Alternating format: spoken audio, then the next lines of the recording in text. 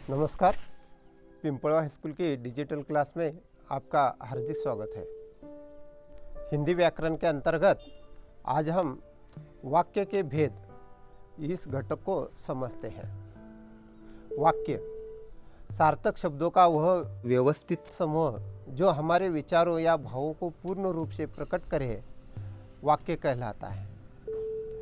दूसरी भाषा में शब्द का ऐसा समूह जो भाव तथा अर्थ को पूर्ण करता हो तो उसे वाक्य कहते हैं। वाक्य के भेद रचना के आधार पर तथा अर्थ के आधार पर ऐसे दो वाक्य के प्रमुख भेद हैं। जैसे रचना की दृष्टि से वाक्य के तीन उप प्रकार हैं। इस प्रकार है साधारण वाक्य, मिश्र वाक्य, तीन संयुक्त वाक्य। अर्थ की दृष्टि से वाक्य के 8 प्रकार हैं। जैसे विधानार्थक वाक्य, निषेधार्थक वाक्य, प्रश्नार्थक वाक्य, आज्ञार्थक वाक्य, विस्मयादिबोधक वाक्य, संकेतवाचक वाक्य, इच्छावाचक वाक्य, संदेहवाचक वाक्य। इस प्रकार तो छात्रों एक एक करके ये वाक्य के सब प्रकार हम समझते हैं। पहले रचना की दृष्टि से वाक्य के प्रकार है, उसके अनुसार हम वाक्य के प्रकार समझते हैं। पहला प्रकार है सरल वाक्य यानी साधारण वाक्य। जिस वाक्य में एक उद्देश्य यानी कर्ता हो, वह एक ही विधेय यानी क्रिया हो, उसे सरल वाक्य कहते हैं। जैसे यहाँ उदाहरण देखते हैं। 1. करामत अली ने गाय को चारा खिलाया। 2. रूपा की आंखें खुली। इन दोनों वाक्यों में क्रमशः करामत अली व रूपा ये दोनों उद्देश्य है यानी कर्ता है, और खिलाया व खुली ये दोनों क्रिया है। अतः इन वाक्यों में एक कर्ता तथा एक ही क्रिया होने से इसको सरल वाक्य कहते हैं। दूसरा वाक्य का प्रकार है संयुक्त वाक्य। जिस वाक्य में समानता के आधार पर दो उपवाक्य समुच्चय बोधक से जुड़ते हैं वे संयुक्त वाक्य होते हैं। जैसे और, परंतु, अथवा, इसलिए, या, तथा आदि अवयवों के योग से ये वाक्य जुड़े हुए होते हैं। यहाँ कुछ उदाहरण देखते हैं। 1. करामत अली ने गाय को चारा खिलाया और वह घर के बाहर चला गया। दूसरा वाक्य देखिए। रूपा की आंखें खुली और वह इधर उधर देखने लगी। फूल हम घर में भी सूंघ सकते हैं, परंतु वाटिका की कुछ और ही बात होती है। 4. वे इस गवार मंडली में बोलना अथवा सम्मिलित होना अपनी प्रतिष्ठा के प्रतिकूल समझते थे। इन वाक्यों में दो अलग अलग वाक्य हैं और वे क्रमशः और, परंतु, अथवा इन समुच्चय बोधक से जुड़े हुए हैं। अतः उपर्युक्त वाक्य संयुक्त वाक्य के उदाहरण हैं। तीसरा प्रकार देखते हैं मिश्रित वाक्य। जिस वाक्य में एक प्रधान उपवाक्य तथा दूसरा आश्रित उपवाक्य हो वह मिश्र वाक्य होता है। जैसे उदाहरण देखते हैं। जैसे ही करामत अली ने गाय को चारा खिलाया वैसे ही वह घर के बाहर चला गया। 2. जैसे ही रूपा की आंखें खुली वैसे ही वह इधर उधर देखने लगी। 3. वह झुंझला रही थी कि यह लोग काकी को क्यों बहुत सी पुड़िया नहीं दे देते। 4.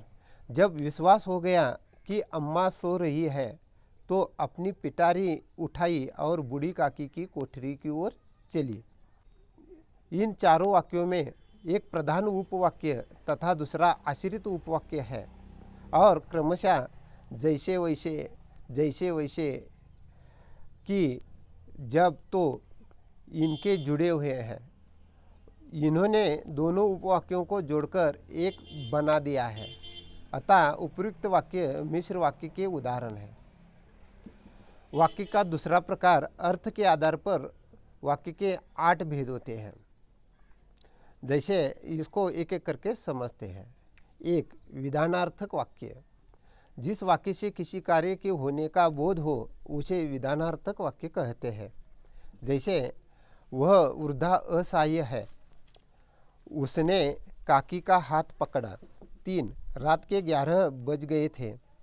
4, मेहमानों ने भोजन किया। 5, वह पृथ्वी पर पड़ी रहती थी। दूसरा प्रकार देखिए, निषेधार्थक वाक्य। जिस वाक्य से किसी बात या कार्य के न होने का बोध हो उसे निषेधार्थक वाक्य कहते हैं। जैसे 1, वह वृद्धा असहाय नहीं है। 2, उसने काकी का हाथ नहीं पकड़ा। 3, रात के 11 नहीं बजे थे। 4, मेहमानों ने भोजन नहीं किया। 5, वह पृथ्वी पर नहीं पड़ी रहती थी। इस तरह। तीसरा वाक्य का प्रकार है प्रश्नार्थक वाक्य। जिस वाक्य से किसी प्रश्न के पूछे जाने का बोध होता है उसे प्रश्नार्थक वाक्य कहते हैं। जैसे 1, क्या उन दिनों आप पर गांधी जी के व्यक्तित्व का भी कुछ प्रभाव पड़ा? यह प्रश्न चिन्ह है। 2, आपका पहला उपन्यास कौन सा है? यहाँ भी प्रश्न किया है। 3, आप अपने समय के और कौन कौन से लेखकों के संपर्क प्रभाव में रहे? 4, पुराने साहित्यकारों में आप किसको अपना आदर्श मानते हैं? 5, अपने समय के लेखकों में आप किसे पसंद करते हैं? प्रश्न चिन्ह। यानी इन वाक्यों में प्रश्न का बोध होता है। चौथा प्रकार देखते हैं, आज्ञार्थक वाक्य। जिस वाक्य से किसी प्रकार की आज्ञा या अनुमति का बोध होता है उसे आज्ञार्थक वाक्य कहते हैं। जैसे 1, गाय बेच दो। 2, अब उस तख्त को उधर मोड़ दे। 3, जल्दी जा। 4, गाने को पूरा करो उमा। 5, अब मुझे कह लेने दीजिए बाबूजी। 5वां प्रकार, विस्मयादिबोधक वाक्य। जिस वाक्य से किसी प्रकार के विस्मय, हर्ष, दुख, आश्चर्य या घृणा आदि का बोध होता है उसे विस्मयादिबोधक वाक्य कहते हैं। जैसे उदाहरण देखते हैं। 1, ओहो, कमबख्त ने कितनी बेदर्दी से पिटा है। 2, हा हा हा हा, तकलीफ किस बात का। 3, अबे धीरे धीरे चल। 4, अभी ठहरो बेटी। इस प्रकार। छठा प्रकार, संकेतवाचक वाक्य। जिस वाक्य से किसी प्रकार के संकेत का बोध होता है उसे संकेतवाचक वाक्य कहते हैं। जैसे 1, यह जो तस्वीर टंगी हुई है उसी ने बनाई है। 2, जो हम शौक से करना चाहते हैं वह इसी ने बनाई है। 3, लक्ष्मी अगर दूध नहीं देगी तो इसका क्या करेंगे। 4, बहन यदि कहे तो अभी से आगे का विचार करने लगूंगा। इस प्रकार।